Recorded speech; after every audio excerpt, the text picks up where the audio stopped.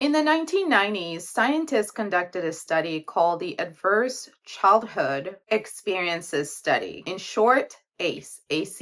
The ACE study changed everything in the world of psychology with regards to understanding, the connection between childhood trauma and how people end up doing as a result of childhood trauma. Researchers got 17,000 people together and they asked them to report on traumatic experiences that they've had in their lives. Experiences like neglect, emotional abuse, or even witnessing violence as a child. The findings were earth-shattering. Researchers were shocked to find out that the higher your ACE score, your ACE study score, the higher the chances that you would experience certain health conditions. Okay? So if you scored high on this test, they could predict health conditions that you're most likely to experience as a result of this childhood that you've had. As you can imagine, depression, having a stroke, having cancer, having suicidal thoughts, and experiencing liver disease are related to having high ACE scores. Researchers found that people who had 4 or more ACEs score ended up being 2 to 12 times more likely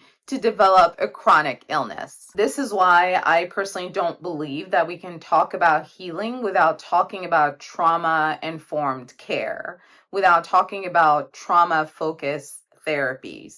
Psychological support, getting a therapist can certainly help somebody learn how to cope with the effects of trauma. Providers and healthcare professionals who specialize in trauma are able to be attuned to symptoms of trauma. So when they're hearing about the health symptoms, they're not just hearing diabetes and stress and anxiety.